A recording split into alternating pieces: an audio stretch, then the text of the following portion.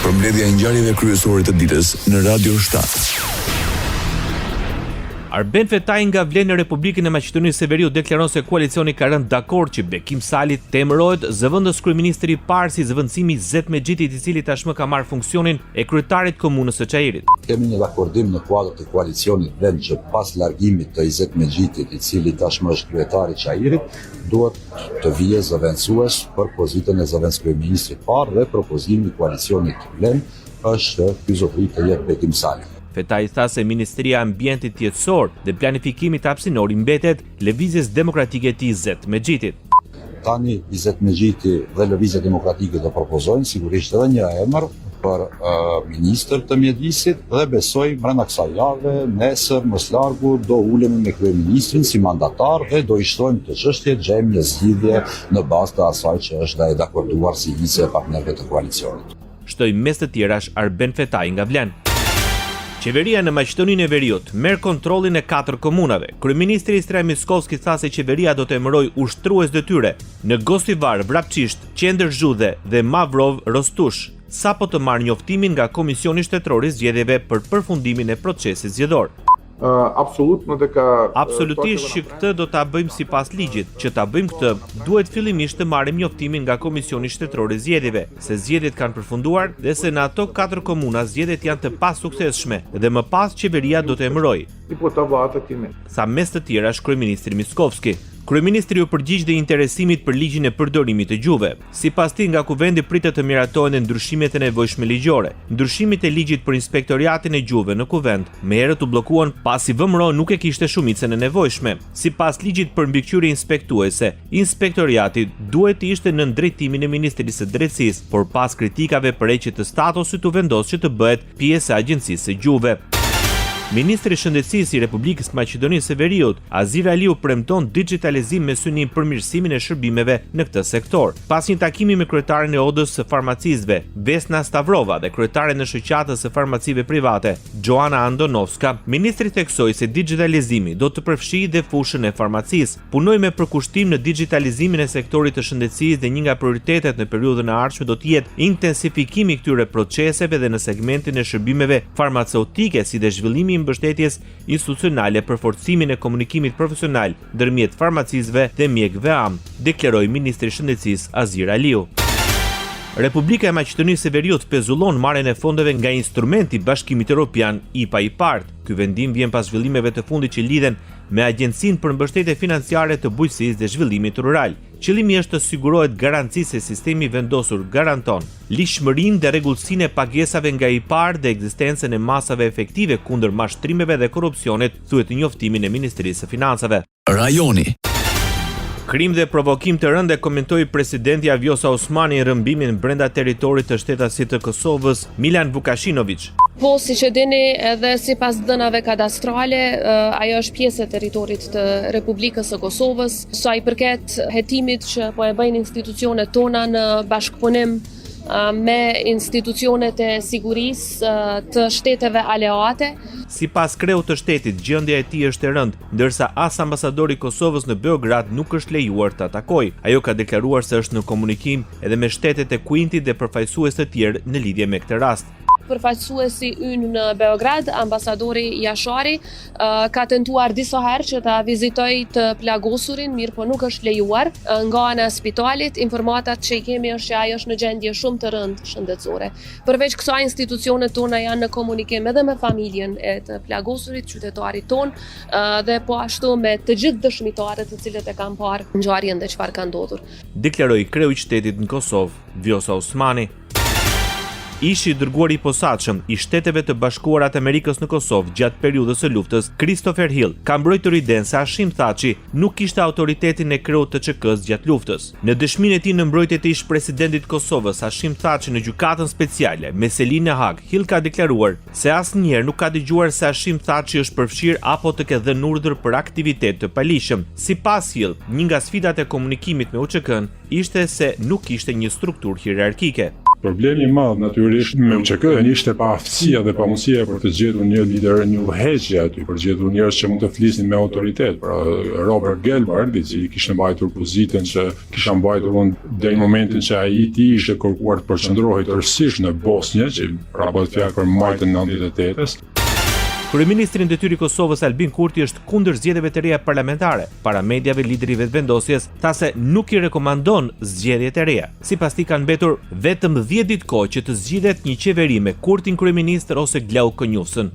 Nuk mendojmë që është punë e mençur të shkojmë në zgjedhje edhe në dhjetor e më pastaj edhe sërish në prill. Kështu që deputetët e Kuvendit të Republikës janë para përzgjedhjes, ose le të themi Kurti 5 deri në dhjetor, ose Konjufsa 1 deri në prill. Ishte Albin Kurti. Presidenti i Kosovës Vjosa Osmani adreson Kuvendit zgjidhjen e ngërçit krijuar për formimin e qeverisë së re. Para mediave Osmani tha se i mandatuari i dytë për kryeministër akoma është brenda afatit kushtetues, do të varet nga deputetët dhe nga kryesia e Kuvendit se kur ftohet seanca. Siç e dini, i mandatuari i dytë për kryeministër akoma është brenda afatit kushtetues dhe do të varet nga deputetët e Kuvendit të Kosovës dhe nga kryesia e Kuvendit se kur ftohet seanca. Siç e dini, seanca duhet të ftohet brenda afatit kushtetues, pra kanë mbetur edhe pak ditë, shpresoj që kjo të bëhet sa më parë që të jetë e mundur. Radio 7, zëri pozitiv i qytetit. Koalicioni shqiptar pro familjes dhe jetës kërkon nga presidenti i Republikës mos dekretimin e ligjit për barazinë gjinore të miratuar në Kuvendin e Shqipërisë. Në emër të koalicionit, pastora Kilpano vlerëson se ky ligj është anti-shqiptar dhe anti-familje, dehumanizon shqiptarët dhe tenton indoktrinimin e fëmijëve në shkolla. Sillni përpara tryezës presidenciale një kauzën e familjes, kauzën e Shqipërisë. President mos dekreto ligjin anti-familje, anti-liri, anti-zot, ligjin për censurën, ligjin për dehumanizimin e shqiptarëve, ligjin i cili do të indoktrinojë fëmijët shqiptar nëpërmjet ideologjisë gjinore në shkolla. Apeloi pastor Akil Pano. Qeveria shqiptare nuk të riqet nga nisma për bllokimin e monopatinave si rrezik për të gjithë qytetarët. Gjatë raportimit në Komisionin për çështjet e brendshme dhe të mbrojtjes mbi gjendjen e sigurisë publike, Ministri e Punëve të Brendshme Albano Koçiu kujtoi se monopatinat kanë qenë shkaktar të 1000 aksidenteve. Këto të dhëna sipas saj janë të raportuara në Policinë e Shtetit, pasi ministria theksoi se jo të gjithë ata që përfshihen në aksidente me monopatin e raportojnë në polici. Mëtej Koçiu tha se së shpejti në komisione do të sjellin rregulla të reja për përdorimin e tyre që më pas do të kalojnë për miratim në Kuvend. Patjetër që monopatinat janë një rrezikshmëri e madhe për gjithë qytetarët, kështu që patjetër që ne ndërhyjmë dhe në këtë pikë, duke i pezulluar përkohësisht dhe duke na dhënë mundësinë që ne ndërkohë të ndërtojmë një bazë ligjore ku të qartësohet dhe të standardizohet dhe të normalizohet mënyra se si këto mjete motorike të duhet të lëvizin edhe të qarkullojnë, duke patur parasysh edhe të gjitha standardet e sigurisë që do duhet të respektohen. Ishte Albana Koçiu. Opozita braktisi mbledhjen e parë të Komisionit Posaçëm Parlamentar për Reformën Administrative Territoriale në Kuvendin e Shqipërisë. Të vetmit opozitar ishin Edmond Haxhinashtu i Partisë së Lirisë dhe Evangel Dule i Partisë së Bashkimit për të Drejtat e Njerëzit. Teksa vlerësoi rëndësinë e këtij komisioni në mungesë të bashkëkryetarit demokrat Luciano Boçi, socialisti Arbian Mazniku theksoi se majoranca ka vullnetin për të punuar me opozitën. Duhet të themi që ky është procesi i cili do të kërkojë të gjithë konsensusin e mundshëm. Dhe ne jemi shumë të gatshëm që të bëjmë një punë sa më të hapur, sa më transparente, sa më bashkëpunuese, spari me gjitha forca politike që janë në parlament, po më pas edhe me të gjithë aktorët lokal. Qofshin këto bashkit, qarqet të zgjedhurit në këshillat bashkiak të gjithë vendit, bizneset, pasi është shumë e rëndësishme që ne të flasim me komunitetet e bizneseve, me akademin. Opozitaret Haxhinashtu dhe Dule theksuan se komisioni duhet jetë i kujdesshëm për trajtimin e çështjeve që prekin pushtetin vendor. Kemi parë që popullsia ka rënë, stafet, administrata është rritur, ndërkohë që shumë nga shërbimet të cilat ishin projektuar të administroheshin në nivelin vendor, tashmë po centralizohen. Bota. Zhbllokohet puna e qeverisë federale në Shtetet e Bashkuara të Amerikës. Senati votoi 60-40 për një hap të parë procedurial që mund të jap fund mbylljes. On this vote, the ayes are 60, the nays are 40. The bill as amended is passed. 8 senatorë demokrat votuan për herë të parë në favor pavarësisht kundërshtimit nga udhëheqësit e partive.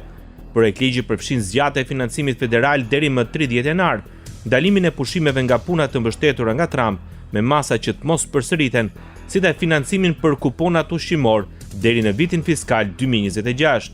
Megjithatë, votimi për subvencionet e kujdesit shëndetësor Obamacare, një tjetër pikë ngërçi midis demokratëve dhe Shtëpisë së Bardhë, mbeti i ndarë. Presidenti Donald Trump kërkoi që kontrollorët e trafikut ajror të kthehen në punë, ndërsa anullimet e fluturimeve të urdhëruara nga qeveria dhe mungesat e stafit të trafikut ajror vazhdojnë të shkaktojnë kaos në SBA.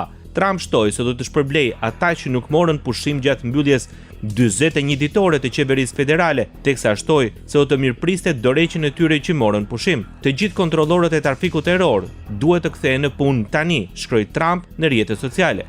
Kompanitë ajrore anulluan më shumë se 1660 fluturime në Shtetet e Bashkuara të Amerikës ditën e ëndër, ndërkohë që shifra pritet të përkeqësohet pasi Administrata Federale e Aviacionit urdhëroi shkurtimet e fluturimeve të rriten me 10% ditën e premte.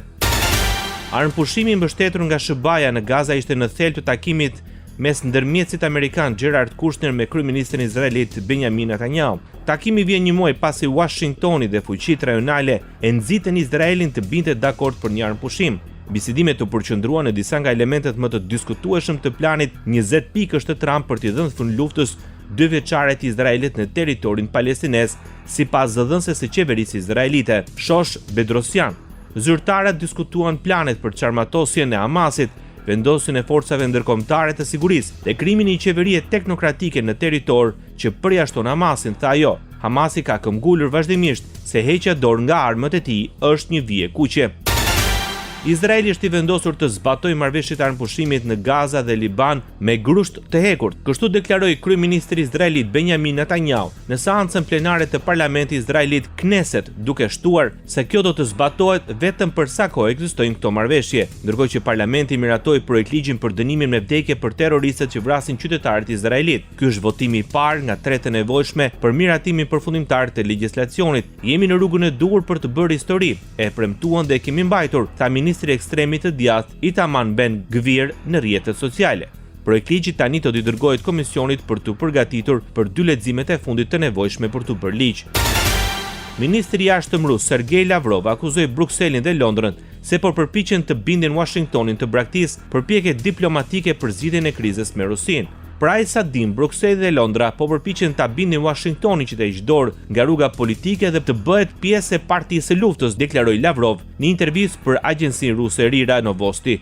Lavrov paralajmëroi se Moska do të reagojë nëse vendet perëndimore vendosin të përdorin asetet e ngrirë ruse për të financuar ndihmën ndaj Ukrainës. Lavrov shtoi gjithashtu se Rusia është ende në pritje të konfirmimit nga SBA-ja për vlefshmërinë e marrëveshjeve të arritura në samitin e Alaskës, të cilat sipas tij mbeten një kompromis i rëndësishëm për çështjen e Ukrainës.